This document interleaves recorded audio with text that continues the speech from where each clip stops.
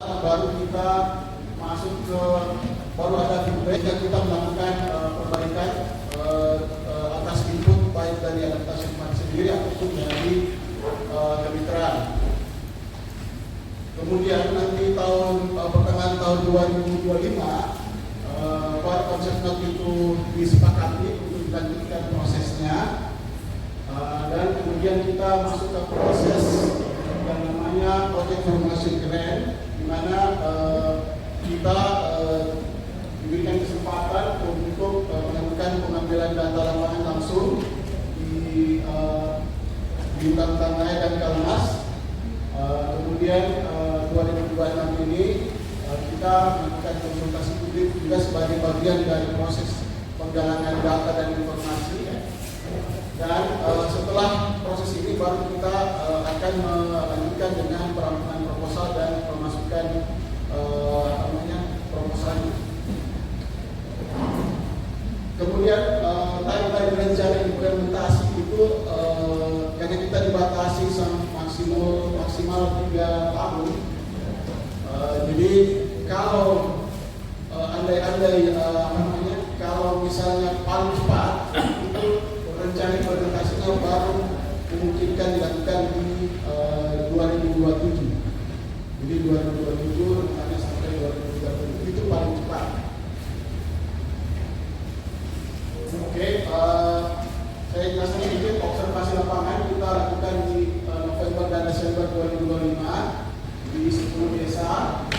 Kita survei rumah tangga sekitar 150 rumah tangga. Kemudian kita juga melakukan interview mendalam di perwakilan kepala desa, pemerintahan desa, dan juga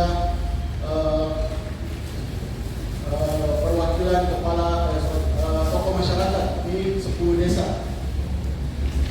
Kemudian kita juga melakukan fokus discussion group RGD di 10 desa tersebut, serta juga melakukan survei ekosistem baik mangrove, lamun, dan terumbu karang.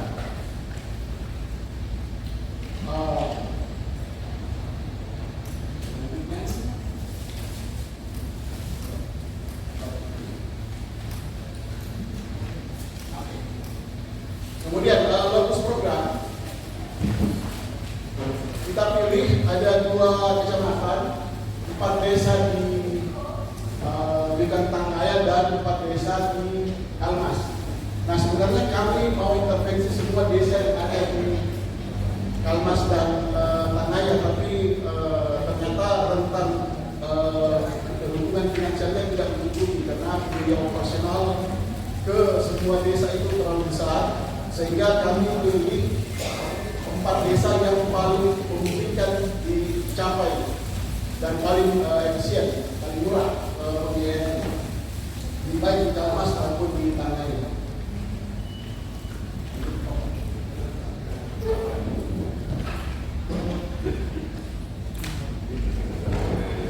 Nah, kenapa di Tangaya dan Kalmas dipilih? Seperti tadi dijelaskan oleh Pak Direktur, bahwa kita pilih karena melihat ada ketidakadilan iklim, di mana masyarakat pulau itu menyumbang emisi paling sedikit, tapi dia yang paling merasakan dampak bencananya. Oke. Selain itu, wilayah kedua kepulauan ini merupakan kepulauan terluar dan terpencil. Kemudian dia juga akses ke sana sangat terbatas. Kita ke Tangaya dan Kalmas itu mungkin sekitar 12 sampai 15 jam. Dan untuk ke Hutan Tangaya antara 20 sampai 25 jam kalau cuaca baik. Kalau tidak baik ya mungkin bisa jauh lebih lama. Nah, selain itu di Tangaya juga ada kawasan konservasi. Jadi ini menjadi mengapa kami memilih di kedua kecamatan tersebut. Nah, kemudian setelah melakukan hasil kajian, kemudian diskusi, baik itu studi literatur, kemudian hasil observasi lapangan, kami kemudian menyusun kerangka konkret untuk menyusun proposal itu. Nah, yang pertama akan kami bahas adalah konteks dampak perubahan iklim di kedua kecamatan ini. Yang pertama soal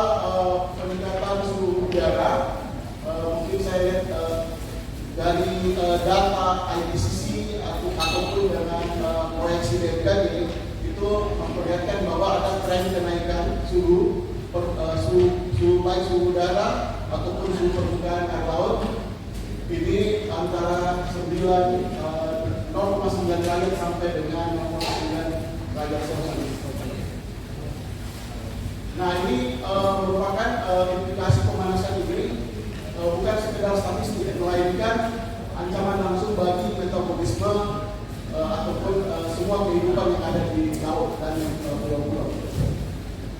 Kemudian data dari IPCC juga memperlihatkan bahwa sejak tahun 1990 hingga 2021 itu ada kenaikan sekitar 80 sampai 92 mm. Kemudian hasil itu juga diperkuat dari laporan-laporan di desa yang kita observasi bahwa abrasi pantai itu semakin menjurus tidak hanya pemukiman tetapi juga aset-aset dan lahan-lahannya.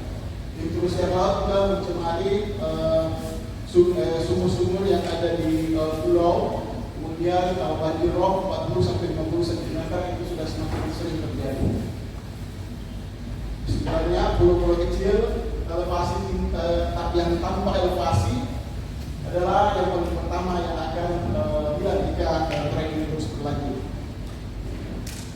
Kemudian dampak dari sosial ekonomi, misalnya untuk sektor rumput laut, ini hama ICIC atau hama merah itu semakin sering terjadi.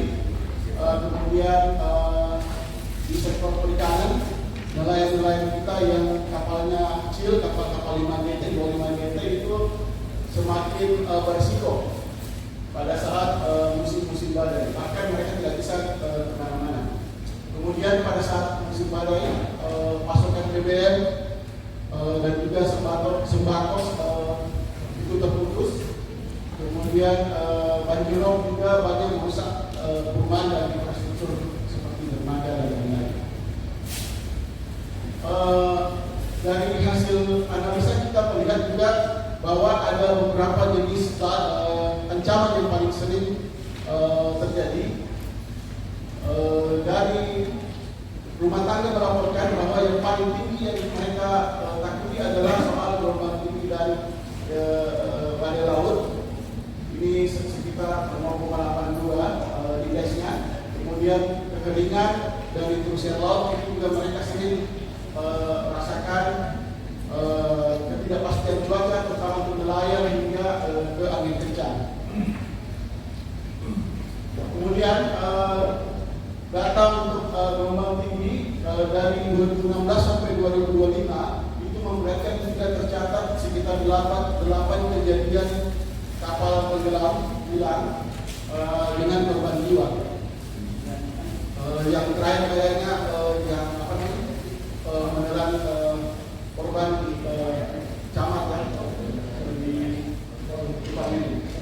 Kemudian pada pesisir data BPBD juga memperlihatkan juga tercatat 19 kejadian badai di 3 tahun terakhir yang paling banyak rusak itu yang di 2020 ada sekitar 106 rumah. Kemudian khusus untuk nelayan, baik itu dari sisi akses, terutama untuk kapal-kapal di bawah 5 GT ya, 3 GT di bawah itu tidak bisa melawan ombak atau musim badai, jadi mereka tidak bisa melawan pendapatan bahkan sampai berminggu-minggu tidak bisa keluar jauh. Kemudian hal ini juga mempengaruhi biaya operasional dan juga soal risiko.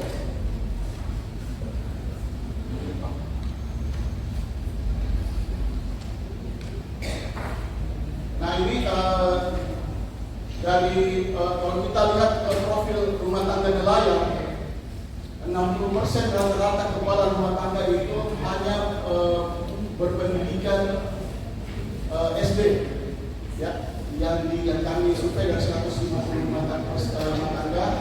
Kemudian rata-rata penghasilannya masih di bawah UMP atau di bawah 2.500.000 per bulan.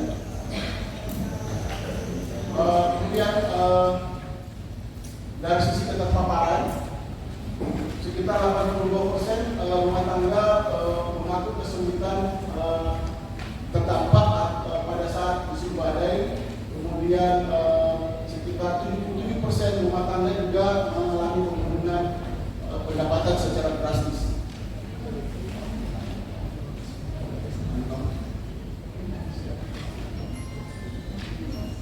Nah, kalau kita melihat analisis kerentanan dan kapasitas adaptifnya, dari sisi sensitivitas ini sangat tinggi.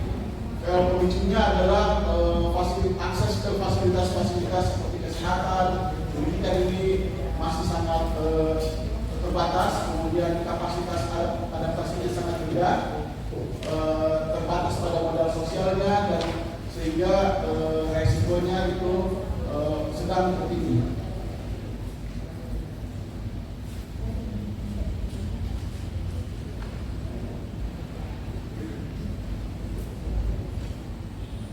Kemudian dampak sosial untuk misalnya juga dari temuan kita dapat ada krisis air,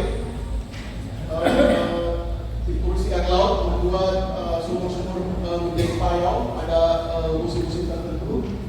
Kemudian hujan itu tidak bisa tertampung dengan maksimal karena kondisi tanah yang berpasir. Kemudian sanitasi dan kesehatan, sekitar 87-91% rumah tangga di sana tidak memiliki toilet yang layak. Fasilitas kesehatan sangat sulit dijangkau.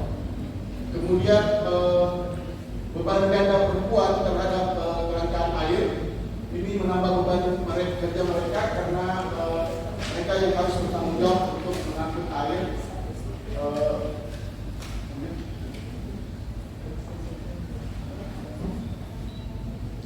Selain itu untuk budidaya rumput laut, penyakit PCC seperti tadi yang sudah dibahas. Kemudian ini selain itu curah hujan yang tidak menentu ini mempengaruhi pasca panen mereka, di mana rumput laut itu sangat bergantung dengan pengeringan, sehingga bisa menurunkan kualitas dan harga jual.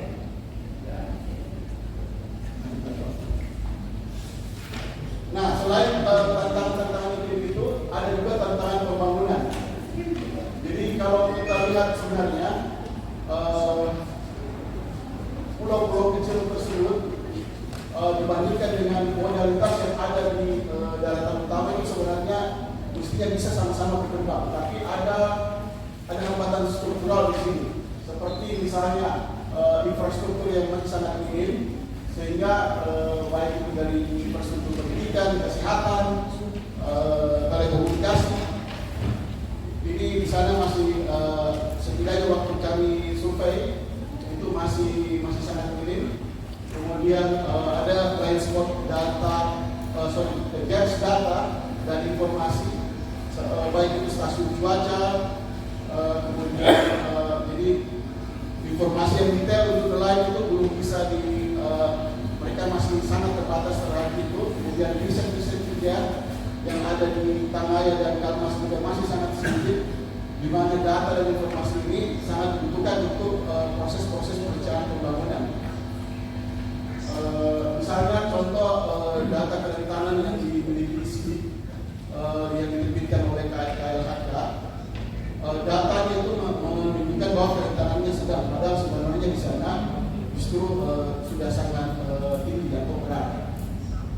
Kemudian ada juga kami menyebutnya sebagai isolasi pembangunan. Dalam hal ini begini, untuk alokasi sumber daya finansial, pembangunan kan biasanya melihat prioritas baik dari sisi populasi, kemudian nah ini mereka tidak memiliki prioritas karena selain jauh, selain populasi tidak banyak, juga soal efisiensi kos di sana terlalu mahal untuk melakukan pembangunannya. Nah, tantangan lain dalam upaya adaptasi adalah keterbatasan finansial atau sumber daya keuangan dan kapasitas daerah. Kemudian ada tantangan geografis, kekurangan data informasi lokal yang terukur yang dibutuhkan untuk membuat perencanaan yang efektif. kemudian ada tantangan kapasitas sumber daya manusia, menghambat proses implementasi infrastruktur dan proyek yang dibutuhkan, dan juga upaya adaptasi daerah dan nasional ini masih belum sinkron dan tersinergi, sehingga belum optimal aktivitas adaptasi terutama di pulau kecil.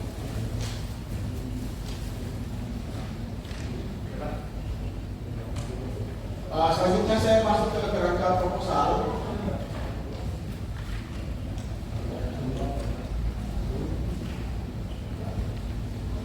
Nah, berdasarkan temuan-temuan tersebut yang kami sajikan dalam bentuk sederhana, maka kami mencoba meramu visi proyek, yaitu menuju ketahanan iklim yang berkelanjutan, di mana kami berharap kondisi saat ini desa-desa pulau-pulau yang masih rentan dan terisolasi itu bisa menuju ke tangguh dan adaptif dengan membangun jembatan 4 pilar. Yang pertama yaitu soal tata kelola partisipatif, yang kedua penghidupan yang lebih adaptif, kemudian kita juga melakukan rehabilitasi ekosistem dan mencoba menggunakan penerapan inovasi teknologi untuk menjamin proses-proses ini berkelanjutan.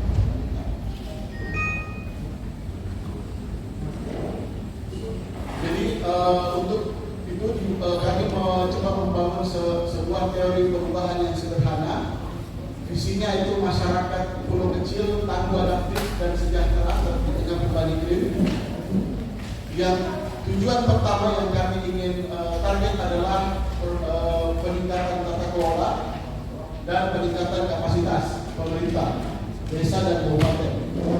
Yang tujuan kedua yaitu peningkatan kapasitas masyarakat dan peningkatan mata pencarian yang lebih adaptif. Kemudian tujuan ketiga adalah meningkatkan ketahanan ekosistem pesisir. Nah, untuk melaksanakan ketiga ini maka kami membuat tujuan keempat, yaitu pengelolaan pengetahuan dan diseminasi.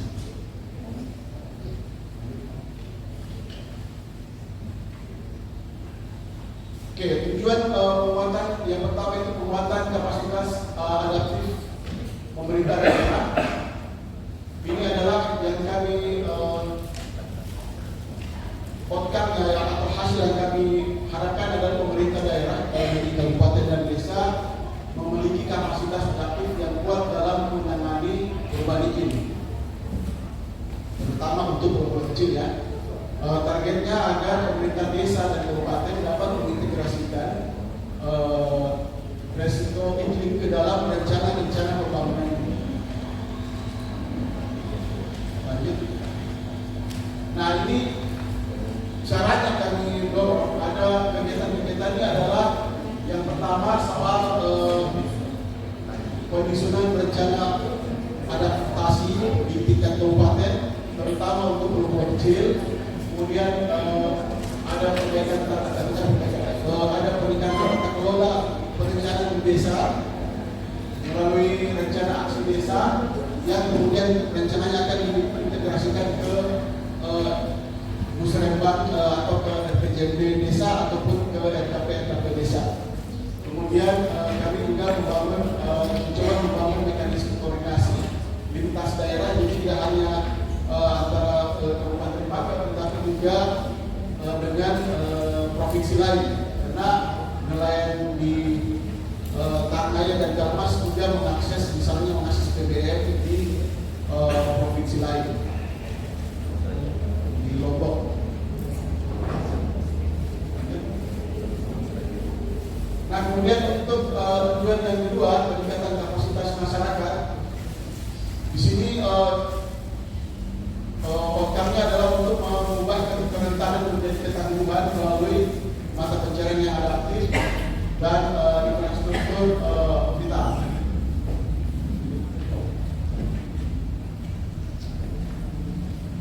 Dari untuk ketahanan sosial ekonomi, jadi kita rencananya akan mengusulkan dilakukan sekolah lapangan iklim, di mana baik dari sisi pertanian ataupun perikanan, bagaimana mengintegrasikan iklim ke dalam proses-proses mata pencariannya, apakah itu dia bertani secara alami, pertanian yang sustainable ataupun sistem perikanan yang sustainable, termasuk dengan budidaya laut. Jadi di situ nanti ada banyak pelatihan dan ada juga dukungan alat produksi.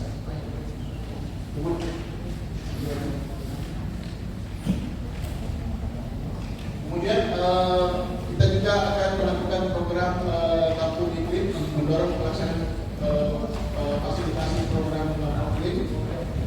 Kemudian juga ada soal kesiapsiagaan bencana seperti menyusun SOP bencana ekstrim, misalnya pada saat badai di tingkat desa, dan juga dukungan peralatan darurat seperti life jacket, rambu dan lain sebagainya.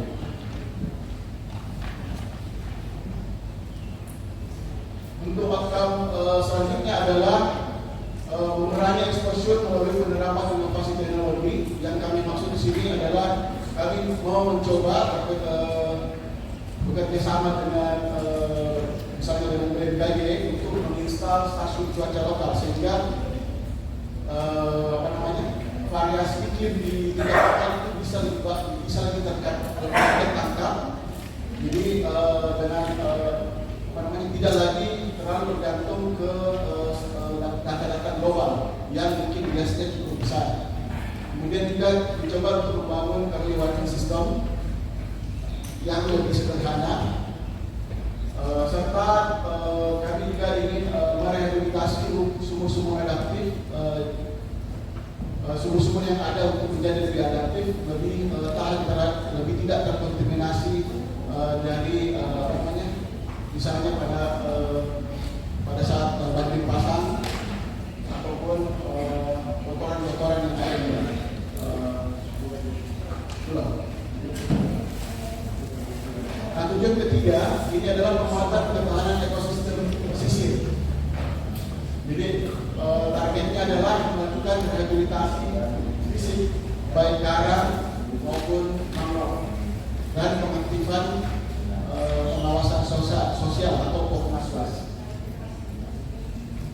Jadi kegiatannya ini untuk rehabilitasi terumbu karang kita akan menggunakan rehabilitasi dengan menggunakan metode model spider di area sekitar 2 hektar dengan sekitar 500 modul transplantasi. Untuk mangrove kita akan melakukan penanaman sekitar 2 hektar, lokasinya di Kangkanai dan Kalmas. Sementara untuk Pokmaswas itu ada reaktivasi kelompok, kemudian ada pelatihan dan juga ada hubungan fasilitas komunikasi dan edukasi. Yang terakhir, tujuan manajemen pengetahuan dan diseminasi ini adalah untuk peningkatan kesadaran dan pemahaman pemangku kepentingan aksi adaptasi iklim, di mana kami ingin memastikan pembelajaran dari Pangkep atau di Kangkanai dan Kalmas ini dapat direplikasi di wilayah-wilayah lain. Nah, kegiatannya ini kami akan membangun sistem data, kemudian juga membuat film dokumenter, fotografi, kemudian menulis buku pembelajaran dan model-model pemberitaan baik itu melalui website maupun media sosial. Oke, demikian itu saja pemaparan singkat dari saya. Mungkin bisa dilanjut oleh Kak Aso. Terima kasih banyak. Assalamualaikum warahmatullahi wabarakatuh. Waalaikumsalam. Terima kasih. Baik, Bapak, Ibu sekalian. Jadi itu tadi pemaparan hasil kajian dari survei langsung ke lapangan, hasil kajian dari beberapa data yang kita peroleh sebelumnya sudah dipaparkan, mungkin sudah ada juga di kopinya ya, sudah dibagikan. Terus yang mau ambil poinnya nanti ini bisa juga nanti diambil. atau ada panitia taruh di mana ya? Kalau bisa jelaskan sekali lagi. Nanti dibagikan ya, nanti dibagikan sudah ada nomor telepon di sini. Jadi silakan untuk sesi pertama.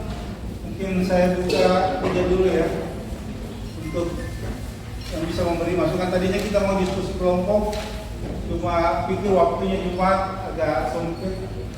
Jadi saya buka sesi jajak, terus kita nampung untuk menambahkan atau menyempurnakan proposal yang kami sedang bangun ini. Silakan 3 dulu. Ada dari Pak Asisten, tahu? Dari depan ya, oke. 1, 2. Dari satu sini, 1, 2. Dari sini ada 3 dulu deh. Sebentar dulu. 3 dulu nih.